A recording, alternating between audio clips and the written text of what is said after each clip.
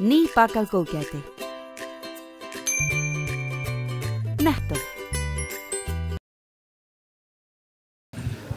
Hvernig tilfinningin að koma inn í rocksafn Íslands og já, ef ég þykist þetta rétt, þá byrjuðu eitthvað feril í krossinu sem var hérna rétt hjá? Já, Jóhann var í hljómsveit sem hét Rofar, minni mig, og einhvern tímann þá slæddist ég inn á æfingu hjá þeim og þeir voru að æfa lag með Kings sem hét Tired of Waiting for You og það vildi svo vel til að ég kunni upphafsstefið. Þannig að þeir fjallu alveg fyrir þessari snilld og mér var boðið í bandið. Hvernig líst ykkur á hérna? Þetta stórglæsilegt bara, stórglæsilegt og bara æðislegt framtak að gera þetta. Gáttu ímyndað ykkur að svona myndi rísa á Íslandi? Nei, ekki í þessum skala, en þetta á hvergi annars staðar heim en hér. Svona safn, því það er svo mikill auður af hæfileikaríku fólki sem hefur komið í það, sko. Þannig að þetta er mjög gótt minnismerki það. Og þið er margar góða minningar hérna á Stapanum auðvitað? Já. Spilað oft? Já, spilað oft og skemmt sér hérna áður en að maður fór að gera þetta einhver alvöru að stúdera tónlistina, sko. Já. Er það ekki bara hér einhvers staðar, akkurat sem ruslatunan var, þegar við sömdum hérna Mamma gefur mig grásleppu? Já, allir ekki, já. Það hefur verið, sátum upp á ruslatunum lokunum hérna. Já. Áræðanlega. Það var stapinni hérna, sko. Þetta var hér. Utan eldur. Þar voru ruslatunur og við vorum að bíða eftir lyklum frá Óla. Já, Óla, hreppstjóra. Og þá samdi ég þetta frábæra lag, Mamma gefur mig grásleppu. En hvað er þetta með, er þetta kvenmannsnöfn, Blue Jean Queen og Mary Jane og... Blue Jean Queen er eiginlega saga af stúlku. Við vorum í London að ná okkur í hassmóla, keyrðum bæinn og enda.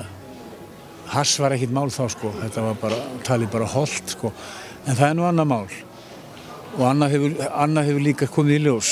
En þarna vorum við sem sagt nýbúnir að ná í þennan móla og vorum að keyra tilbaka frá norður London og yfir í East London og þá bregður fyrir stúlku í vegakantinum sem að húka sér far og hún var klædd í svona jakka, gallabuxur og með blóm og allan pakkan þannig að okkur var það orði, þarna var Blue Jean Queen og svo fórum við heim, Barry Rolf var textasmiður sem ég var að vinna með og hann gerði textan og svo samdi ég lagið.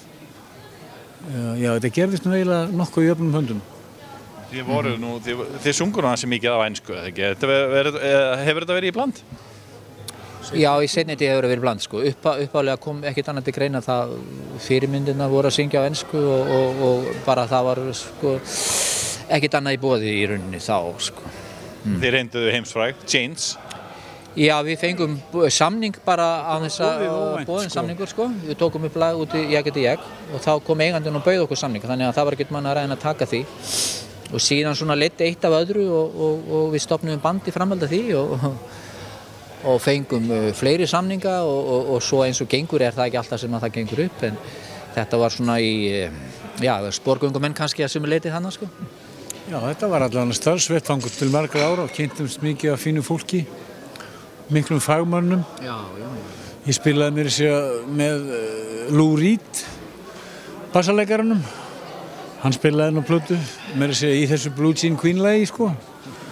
Og það var fullt af góðu fólki sem maður kynntist og maður lærði svona fæið af þessu.